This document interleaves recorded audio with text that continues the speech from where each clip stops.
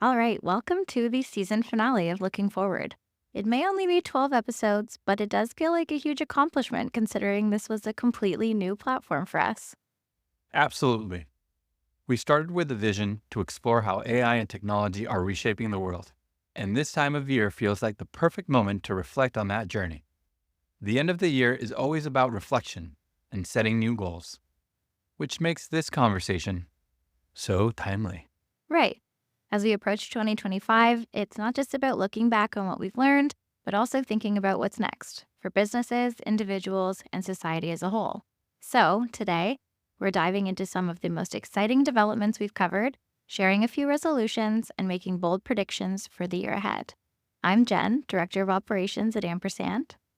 And I'm Alejandro, the CEO at Ampersand. Let's get into it.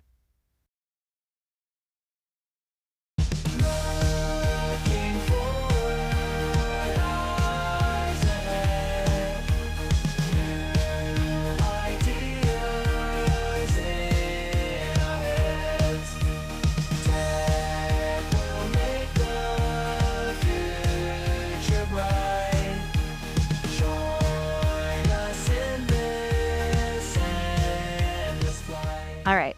So when we think about 2024, something that stands out is definitely how companies like Google DeepMind really push boundaries this year. Their work on real-time decision-making has shifted how we think about applying AI for innovation, but also for solving truly critical challenges, like optimizing healthcare operations or even improving energy systems. Right. They've taken AI out of the lab and into spaces where it can have real impact, like climate modeling. Imagine being able to predict and mitigate environmental crises faster than ever before. It's a step toward AI not just being a tool, but a partner in solving some of our biggest problems. And then there's Tesla. Their advancements in autonomous systems aren't just about making driving easier. They're also laying the groundwork for cities to rethink transportation entirely. Coordinating traffic, reducing energy waste, creating smoother commutes, it's a vision for a smarter urban living. Very relevant to us here in South Florida. Hyper relevant. Another one for me has to be OpenAI's work with education, partnering with Khan Academy to develop AI tutors that actually engage students in meaningful ways. It's not about rote memorization anymore. It's about sparking curiosity and encouraging deeper understanding. And that could change how we learned at every level. All of these examples remind me of why I love being in this space. AI is about technology and the possibilities it creates for people and organizations. I think we're only really just scratching the surface.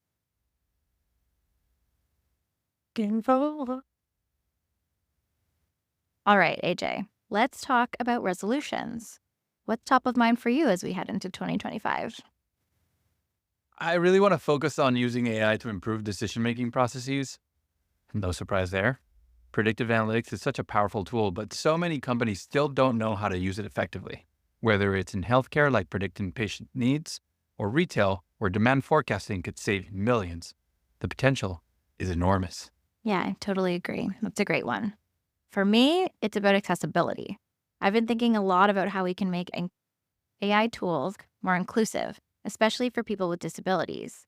Whether it's better real-time captioning for virtual meetings or tools that help visually impaired users navigate the world, there's so much room to make a real difference here. You know what? I'll add one more, collaboration.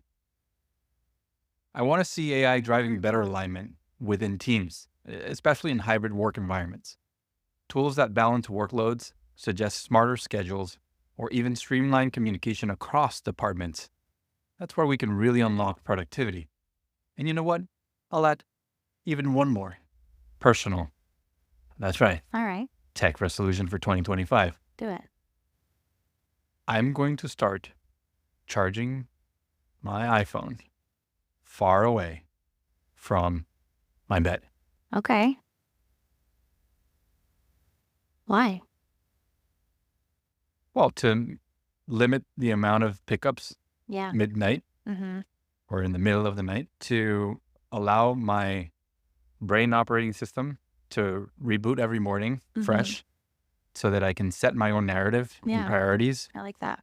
before I start reacting and engaging with the internet and the world. Yeah. Also, just like giving my eyes time to adjust before it looks at a screen first thing in the morning. I think Wait, are about you that a also lot. going to take on that? Yeah. So mine has been a similar goal, and I've had this for a while. It's a work in progress. But for me, it's just taking more time in the morning before I look at my phone at all, regardless of if it's next to me or not. Like letting my eyes, open and go do something productive before it stares at a screen, which then I'm going to do for at least 8 hours. It's a good Love goal. that. Yeah. Also, turning it off earlier at night would be the next step to that goal. Love that. Yeah. All right. I love that. Resolutions are about making sure we're using AI in the right ways that genuinely add value. I like that for 2025. Going to be a good year. It is. Pragmatic optimism. Different episode. Same idea. Okay, so now let's get into some predictions. Alejandro, what do you think is going to be the big story in 2025? What is agentic AI for 200? I'll take another prediction for 2025 for 300. Okay. Jen. Adaptive learning. Okay. Tell me more. So I think we're going to see platforms like Coursera or Degreed completely transform how companies train their workforce. AI-driven personalization means employees will get training that's tailored to their exact needs. And that's going to translate into faster skill development and much higher retention rates. Yeah, that's a good one for sure. I'm going to go with AI in entertainment for 400, I suppose. This year was a lot about experimenting and experimentation, but I predict that in 2025, we're going to see a blockbuster created with significant AI involvement. Maybe AI development of script or even AI generated visual effects in a bigger way than maybe just individuals are using at the moment. Going to blur the lines between human creativity and machine input in some really fascinating ways, I think. That's exciting, scary. Yeah, that's a little on the scarier side, perhaps. Yeah. But cool, potentially. I guess we'll see. Yeah. Now for business, I see the rise of smaller companies adopting agentic AI. Definitely. It's not just for the big players anymore. And in fact, in some ways, the startups or smaller companies are better equipped to radicalize their industries and segments by building business operations that are agentic AI first, agentic AI driven, as opposed to I have this gargantuan operation that's been working for a long time and now I want to layer in agentic AI. No, I have a minimal market penetration and I can redefine what my business is around agentic AI. So one of my predictions is in 2025 and moving forward is small businesses, startups are going to disrupt their industries by leveraging agentic AI in a much more agile and accelerated way. And in a way that we hope to empower them. Yeah, I think the business landscape will become competitive in a way that it wasn't able to previously by using AI to replace perhaps what smaller businesses previously lacked in human capital. So I think that'll be really interesting to see where AI can kind of step in and help smaller organizations compete more directly with those bigger orgs that have historically just had the manpower to be more successful, larger scale. Be very interesting. Cool. I'm going to skip the last one because I don't feel like that's relevant. And now for the fun part, our 2025 time capsule.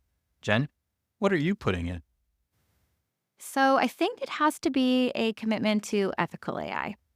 We've seen some really great progress, as we've talked about in 2024, but there's still so much to do, especially when it comes to addressing biases and things like hiring algorithms. If we don't get this right, it could undermine all the good AI has the potential to do. Can't disagree with that. But I'm adding collaborative AI. Okay. The way these tools are connecting teams and solving global problems, from disaster relief coordination to smarter supply chains, it's redefining what it means to work together. I think it's going to be a cornerstone of how we tackle big challenges moving forward. I like that. Those are great. I'll also add accessibility to our capsule. Whether it's through translation, transcription, or even innovative new interfaces, AI has the power to make the world more inclusive. That's something worth doubling down on in 2025. Agreed. If future AI ever listens to this episode, I hope it recognizes how committed we are to progress and partnership. All right, well, that wraps up season 1 of Looking Forward. It really has been an incredible experience. We really got outside of our comfort zones. We had some cool guests on board. We tried a lot of different things. And it's been a really fun journey. We're really grateful for everyone who's joined us along the way. Yeah, I mean, it's been a privilege, really, to explore these topics with you all. The future is looking brighter, and I can't wait to see what we uncover next season. Me too. Any teasers? Well, we're going to have more guests. Yes. Excited for that. And so all of the folks that have been reaching out who wanted to be on the show, heads up, we're going to be reaching out and scheduling your appearances. Industry experts. So that's that. That's something. And also, I think we've made a commitment to stay more connected to the zeitgeist and produce content that, yes, is informative about the problems that enterprises are trying to solve for, but then putting those problems and those solutions in the context of what's going on today. Yeah, what's relevant? What's hot? What's hot? Yeah, what's on everybody's mind? Yeah. I'd like to give a special thanks to my co-host, Jen, for facing your fear of being in a podcast. You've done a tremendous job. Thank you. And you get better every episode. Thank you. And it's been a pleasure to collaborate with you on this, and I look forward to continuing to collaborate with you on this. I'd like to thank my family. And Natalie, I love you. I know you're listening. Liam and Olivia, go to bed. Louis, sit, good boy. Everyone at Ampersand, obviously, you guys are amazing.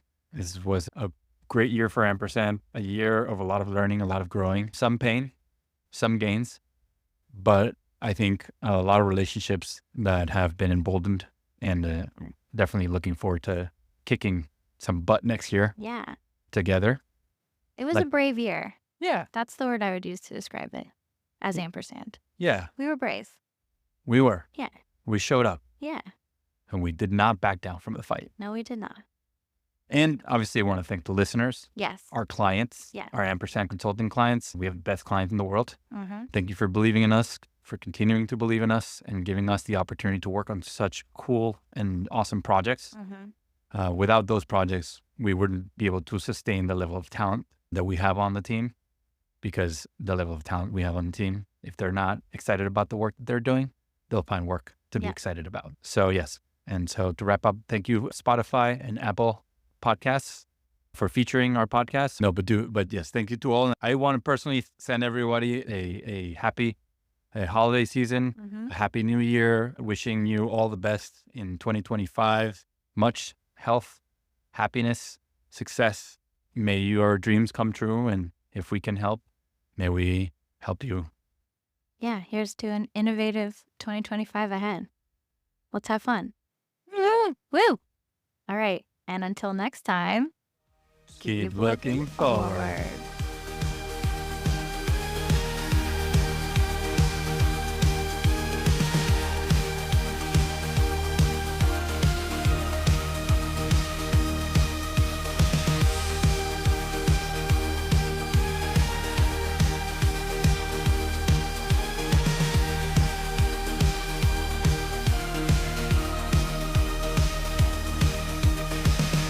Good job.